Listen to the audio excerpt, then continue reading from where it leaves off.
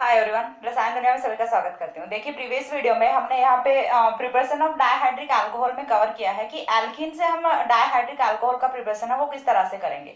अब हम यहाँ पे नेक्स्ट जो करने वाले हैं वो हम यहाँ पे करने वाले हैं कि जो डायब्रोमो एल्केन्स होते हैं, ठीक है, उनसे हम डायहाइड्रिक अल्कोहल का प्रिपरेशन है वो किस तरह से करेंगे। तो देखिए, यहाँ पे मैंने 3 रिएक्शंस लिखे हुए हैं, वन बाय वन करके मैं तीनों को एक्सप्लेन करती हूँ। ठीक है, तो देखिए, फर्स्ट ऑफ ऑल हमने यहाँ पे क्या लिया हुआ है, 1,2 डायब्रोमो एथेन लिया हुआ है, या फिर हम इसे क्या बोल सकते हैं, एथिलीन ब्रोमाइड भी बोल सकते हैं। दूसरा नाम इसका क्या हो सकता है, एथिलीन ब्रोमाइड। ठीक है, तो एथिलीन ब्रोमाइड से यदि पूछा जाता है कि 1,2 डायोल का सिंथेसिस किस तरह से करोगे, या फिर डायब्रोमो एल्केन से किस तरह से जो अपना एथेन 1,2 डायोल होता है इसका सिंथेसिस करोगे, तो इसमें आपको यही रिएक्शन लिखनी होती है। अब देखिए, यहाँ पे हमने ले लिया एथिलीन ब्रोमाइड। एथिलीन ब्रोमाइड की रिएक्शन जब आप कराते हो एक्वस सोडियम कार्बोनेट के प्रेजेंस में, यहाँ पे देखिए आपको एक चीज ध्यान रखनी होती है, एक्वस मीडियम में लेना होता है। यहाँ पे जो एक्वस है ना, ये काफी इंपॉर्टेंस रखता है। ठीक है, क्यों इंपॉर्टेंस रखता है, तो देखिए इसके लिए जब मैंने preparation of chemical reactions of alcohol पढ़ाया है, ठीक है, प्रीवियस वीडियोस में आप जाके देख सकते हैं, जब मैंने केमिकल रिएक्शंस ऑफ अल्कोहल पढ़ाया है तो उस टाइम में मैंने आपको बताया था कि एक तो होता है अपना एक्वस मीडियम में जब भी हम कोई बेस लेते हैं, ठीक है, या फिर हम किस में लेते हैं, अल्कोहलिक मीडियम में लेते हैं, तो अपने पास दो मीडियम होते हैं, एक तो एक्वस होता है, एक अल्कोहलिक होता है। तो जब एक्वस मीडियम में हम ले रहे होते हैं किसी भी बेस को, तो यहाँ पे सब्स्टिट्यूशन रिएक्शन होगी, और जब हम ले रहे होते हैं अल्कोहलिक मीडियम में, तो यहाँ से ये एज ए बेस बिहेव करता है और क्या करेगा, यहाँ से H पॉजिटिव को एलिमिनेट करके लेके जाता है। तो चीज समझ आ रही है, यदि हम एक्वस लेते हैं तो ये सब्स्टिट्यूशन करेगा, और यदि हम अल्कोहलिक लेते हैं तो ये बेस की तरह से बिहेव करेगा और ये यहाँ से H पॉजिटिव को निकाल के लेके जाएगा, H पॉजिटिव का एलिमिनेशन करेगा। तो ये यहाँ से जो मेन पॉइंट होता है कि क्यों हम यहाँ पे एक्वस मीडियम में यूज कर रहे होते हैं सोडियम कार्बोनेट को। ठीक है, तो हमें क्या लेना है, यहाँ पे एक्वस सोडियम कार्बोनेट लेना है। तो जब आप एथिलीन ब्रोमाइड की या 1,2 डायब्रोमो एथेन की रिएक्शन कराते हो सोडियम कार्बोनेट के साथ एक्वस मीडियम में, तो यहां से फॉर्म होता है एथेन 1,2 डायोल, या फिर हम इसे क्या बोल सकते हैं, एथिलीन ग्लाइकोल।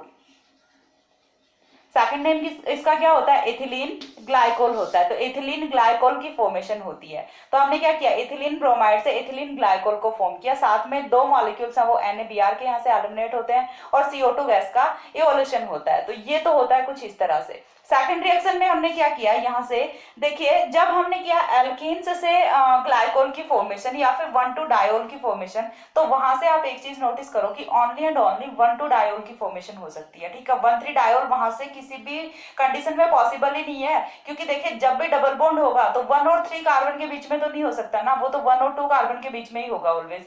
तो आपको ये चीज मेंशन रखनी है हमेशा कि यदि आप एल्कीन से फॉर्म कर रहे हो डायोल को, तो वहां से आप ऑलवेज 1,2 डायोल ही फॉर्म कर सकते हो, ओनली एंड ओनली 1,3 या फिर 1,4 डायोल आप वहां से नहीं फॉर्म कर सकते। लेकिन हाँ, आप डायब्रोमो एल्केन्स से यहाँ पे 1,3 1,4 डायोल है वो भी फॉर्म कर सकते हैं, और उसी का एग्जाम्पल हमने यहाँ पे ले रखा है। ठीक है, तो 1,3 डायब्रोमो प्रोपेन जब हमने यहाँ पे लिया हुआ है, ठीक है, देखिए 1 2 3 1 और 3 पोजीशन पे कौन है, ब्रोमीन लगे हुए हैं। तो जब हमने यहाँ पे 1,3 डायब्रोमो प्रोपेन लिया हुआ है और साथ में इसकी रिएक्शन हम करवा रहे हैं एक्वस सोडियम हाइड्रोक्साइड के साथ, तो ये क्या करेगा, देखिए यहाँ से माइनस क्या होगा, 2 NaBr के मॉलिक्यूल माइनस होंगे, और जो हाइड्रोक्सिल है, अगेन हमने मीडियम कौन सा रखा हुआ है, एक्वस रखा हुआ है, तो ये क्या करेगा, सब्स्टिट्यूशन करेगा ब्रोमीन्स का हाइड्रोक्सिल ग्रुप से।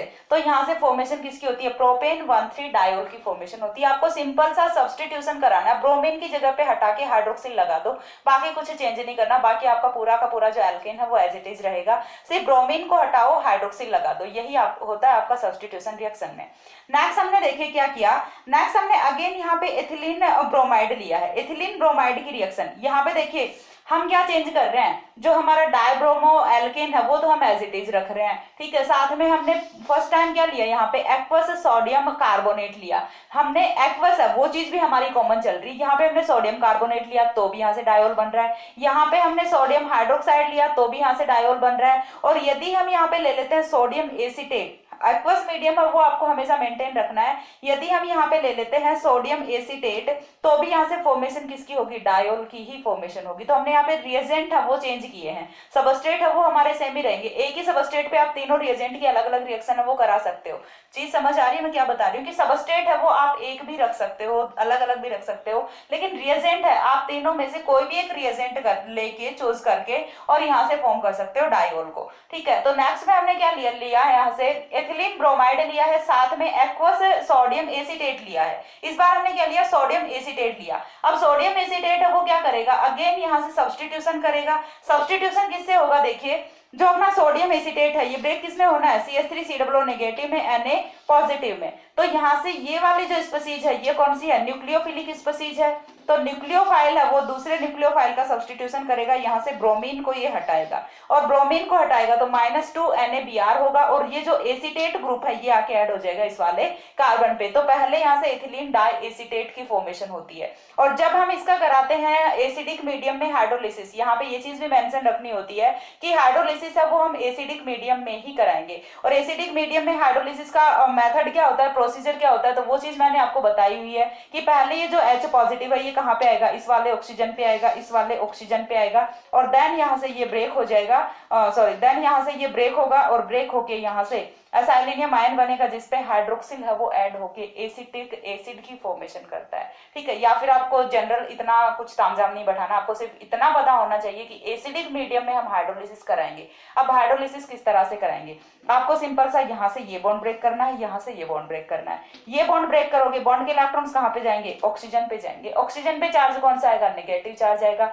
नेगेटिव पे कौन जुड़ेगा, H पॉजिटिव।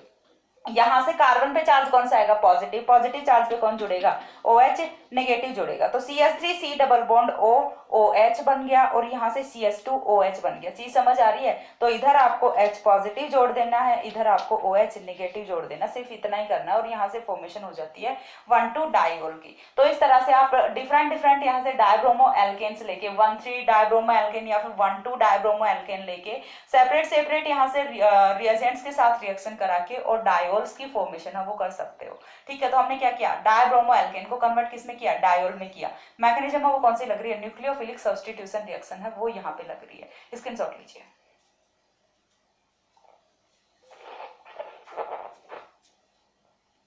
हो गया। इसके बाद जो नेक्स्ट आता है वो अपना आता है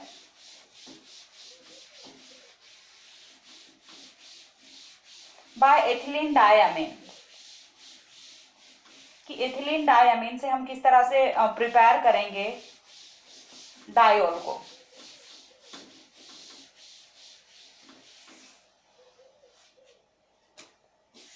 बाय एथिलीन डायमीन। तो सबसे पहली चीज तो ना यहीं पे प्रॉब्लम आ जाती है कि एथिलीन डायमीन नाम का तो पता चल गया, फॉर्मूला कैसे लिखें। तो फॉर्मूला आपको कैसे लिखना होता है, देखिए बड़ा सिंपल सा वे है। एथिलीन का आपको पता चल गया कि CH2 सिंगल बॉन्ड CH2 को हम क्या बोल रहे हैं, एथिलीन बोल रहे हैं। बार बार यही चीज आ रही है। ठीक है, तो सबसे पहले हम क्या रख लेते हैं, CH2 सिंगल बॉन्ड CH2 रख लेते हैं। ये इतना ग्रुप अपना कौन सा हो गया, इथिलीन हो गया। अब डायमीन, तो यहाँ पे देखिए कार्बन की 3 वैलेंसीज है वो ऑलरेडी कंप्लीट हो चुकी, तो एक एमीन जो ग्रुप है वो हम यहाँ पे जोड़ देंगे NH2। ठीक है, दूसरा NH2 हम कहाँ पे जोड़ देंगे, यहाँ पे जोड़ देंगे, बन गया अपना इथिलीन डायमीन। इतना ही सिंपल सा था, इथिलीन डायमीन। ठीक है, तो ये यहाँ से फॉर्म हुआ एथिलीन डायमीन। अब एथिलीन डायमीन का हमें करना क्या होता है, देखिए ये वाली जो रिएक्शन है ये जस्ट सिमिलर किसके है, जैसे हमने कराया था, देखिए RNH2। देखिए मैं बता रही हूँ, कोरिलेट कर लेना आप। RNH2 की रिएक्शन जब हमने कराई थी HNO2 plus HCl 0 to 5 degree centigrade temperature, तो यहाँ से फॉर्मेशन किसकी होती है, डायजोनियम सोल्ट की फॉर्मेशन होती है। जब हम कराते हैं अगेन इस कंपाउंड को हीट करते हैं तो यहाँ से N2 गैस है वो तो एलिमिनेट हो जाती है और साथ में फॉर्मेशन होती है कार्बोकैटायन की। इस कार्बोकैटायन पे जब हम कराते हैं nucleophilic reaction, nucleophilic addition reaction, तो यहाँ से फॉर्मेशन होती है अल्कोहल की। ठीक है, चीज समझ आई। हम स्टार्टिंग में कहां से चले थे, एमीन से चले थे। एमीन पे फर्स्ट ऑफ ऑल हमने क्या किया, डायजोटाइजेशन रिएक्शन कराई। डायजोटाइजेशन रिएक्शन का प्रोडक्ट हमें क्या ऑब्टेन होगा, डायजोनियम सॉल्ट ऑब्टेन होगा। डायजोनियम सॉल्ट को हीट करेंगे, N2 गैस यहाँ से एलिमिनेट करेगी और यहाँ पे फॉर्मेशन किसकी होगी, कार्बोकेटायन की फॉर्मेशन होगी। और इस कार्बोकेटायन पे जब हम H2 और न्यूक्लियोफाइल को ऐड करेंगे तो यहाँ से अल्कोहल की फॉर्मेशन होती है। देखिए हमारे पास अभी के लिए क्या था, सिर्फ एक एमिनो ग्रुप था, लेकिन यहाँ पे हमारे पास कितने हैं, 2 एमिनो ग्रुप हैं, तो दोनों पे रिएक्शन हैपन हो जाएगी। ठीक है, सिर्फ इतना ही करना है कि अभी तक हमने सिर्फ एक ग्रुप पे रिएक्शन कराई थी, अभी हम दोनों ग्रुप पे रिएक्शन करा देंगे, क्योंकि जितने ग्रुप प्रेजेंट हैं अपने कंपाउंड में, सबस्ट्रेट में, वो सारे के सारे रिएक्ट करेंगे। अब ये तो होता नहीं है कि ये जो एमिनो ग्रुप है इसकी तो नेचर डिफरेंट है और इसकी नेचर डिफरेंट है, दोनों एमिनो ग्रुप है, इनकी सेम ही तो नेचर होती है, तो दोनों ही यहाँ पे रिएक्ट करने वाले हैं। तो देखिए कंपाउंड किस तरह से यहाँ पे फॉर्म होगा।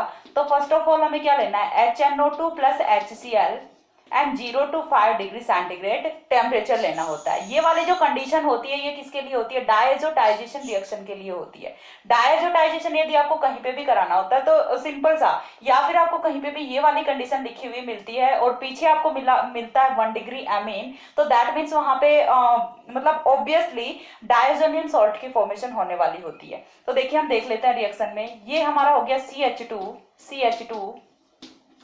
N2 पॉजिटिव N2 पॉजिटिव और ये इसका हो गया काउंटर आयन Cl नेगेटिव। तो यहां से फॉर्मेशन किसकी हुई, डायजोनियम सॉल्ट की।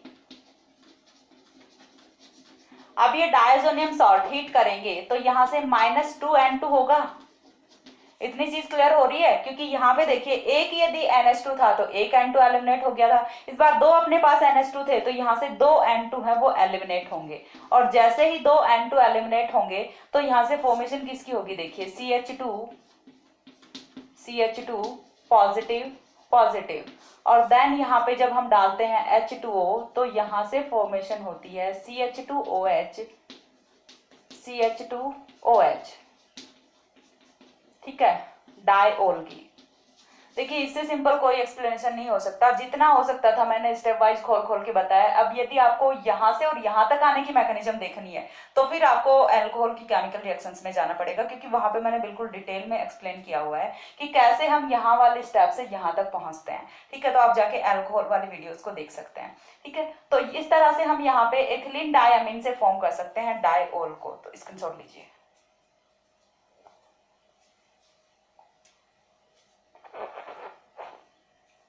हो गया।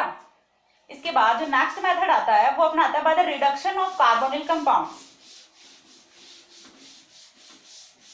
By the reduction of carbonyl compounds हमें क्या करना है, कार्बोनिल कंपाउंड्स की रिडक्शन करानी है। अब कार्बोनिल कंपाउंड्स में हम कौन कौन सा रखते हैं,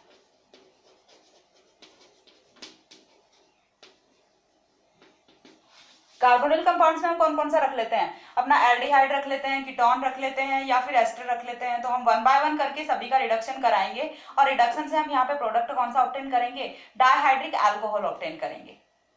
तो रिडक्शन में हम फर्स्ट ऑफ ऑल किसका कर लेते हैं, एस्टर का कर लेते हैं। और रिडक्शन हमें यहाँ पे कौन सा करना होता है, ब्रुओ-ब्लैंक रिडक्शन मैकेनिज्म हमें यहाँ पे अप्लाई करनी होती है।